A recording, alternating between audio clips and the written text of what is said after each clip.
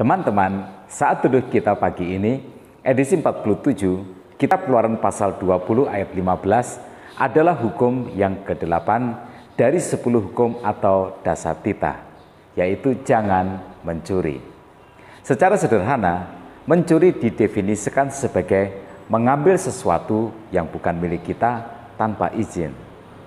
Alkitab dimulai dengan prinsip bahwa Allah adalah pemilik semuanya, sebagaimana yang dikatakan di dalam Mazmur pasal 24 ayat yang pertama, Tuhanlah yang mempunyai bumi serta segala isinya dan dunia serta yang diam di dalamnya.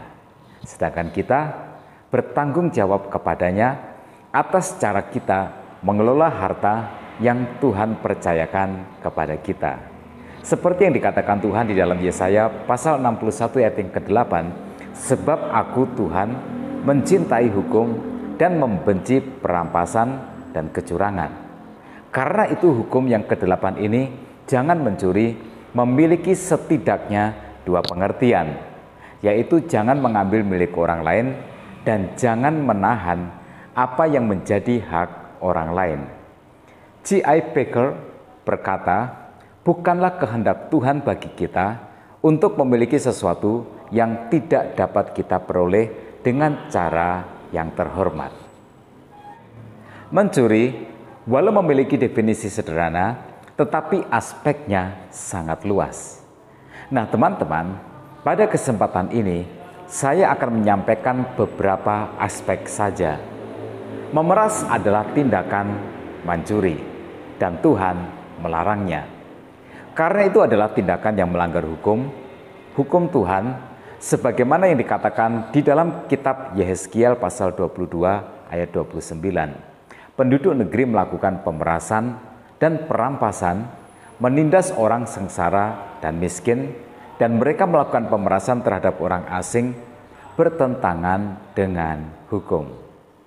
Jika kita secara tidak adil memanfaatkan posisi orang lain yang sedang lemah atau sedang kepepet untuk keuntungan yang tidak wajar, untuk mendapatkan sebuah barang atau membayar upah yang lebih murah, itu adalah sebuah pencurian. Menculik dan menjual orang lain adalah termasuk dari pelanggaran terhadap hukum yang ke-8 ini, yaitu jangan mencuri. Selama berabad-abad silam, di zaman dahulu, di mana praktek perbudakan masih sesuatu yang wajar, penculikan sering terjadi. Yusuf misalnya dijual oleh kakak-kakaknya untuk menjadi budak. Baik penjual maupun pembeli budak adalah orang-orang yang sama-sama mencuri. Mencuri hak asasi orang untuk hidup merdeka dan mencuri hak seseorang untuk mendapatkan upah dan kehidupan yang layak. Di zaman sekarang ini tidak lagi ada perbudakan, tetapi tindakan memperbudak orang lain kadang terjadi di dalam hubungan majikan dan pekerja. Menahan upah pekerja, tidak membayar upah pekerja, atau membayar di bawah standar upah pekerja adalah praktek dari pencurian. Karena majikan memanfaatkan posisi lemah dari orang-orang yang kurang beruntung ini, yang tidak memiliki posisi tawar yang tinggi, yang menggantungkan hidupnya sepenuhnya kepada pemberi kerja.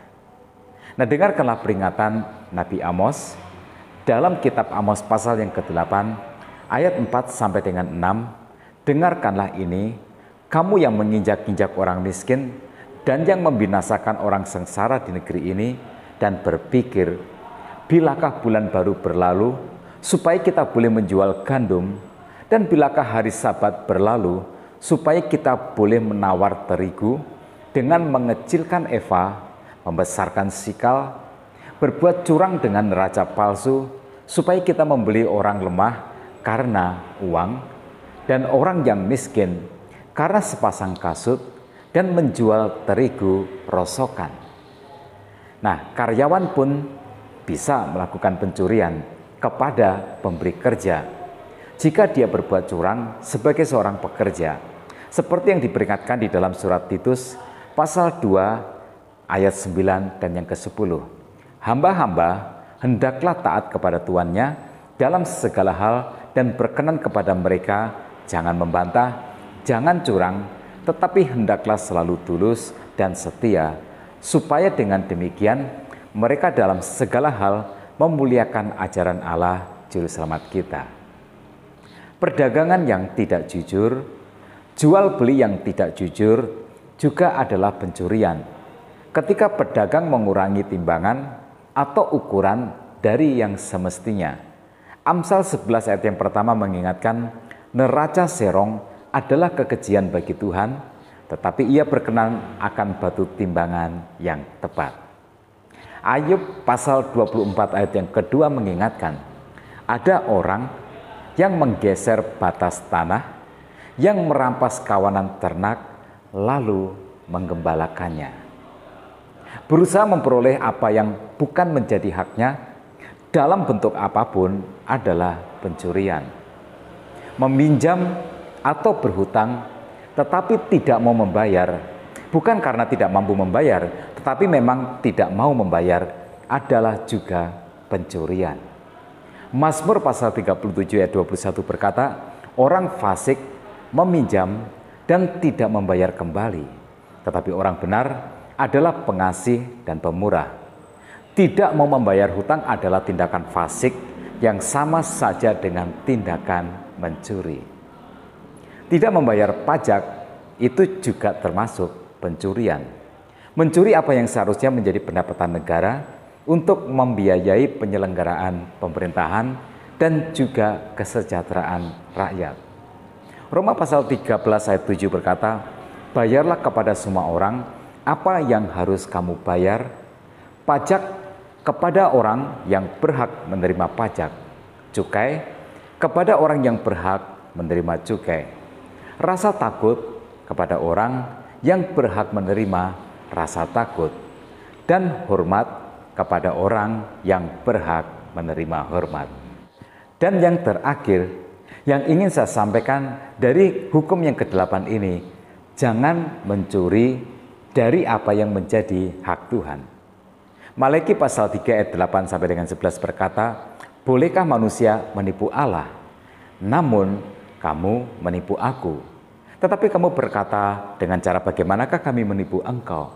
Mengenai persembahan persepuluhan dan persembahan khusus, kamu telah kena kutuk, tetapi kamu masih menipu aku. Ya, kamu seluruh bangsa.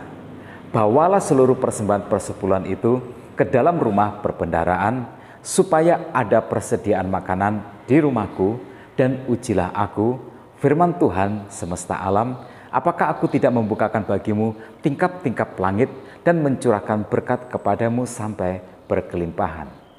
Aku akan menghardik bagimu belalang pelahap, supaya jangan dihabisinya hasil tanahmu, dan supaya jangan pohon anggur di padang tidak berbuah bagimu.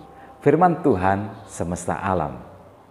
Saat kita menolak untuk menaati persembahan persepuluhan dan persembahan khusus, kita sedang mencuri apa yang Tuhan tetapkan bagi setiap orang percaya. Teman-teman, mengapa mencuri berdosa kepada Tuhan? Mencuri menunjukkan bahwa kita tidak percaya kepada Tuhan untuk memelihara dan mencukupkan semua kebutuhan kita.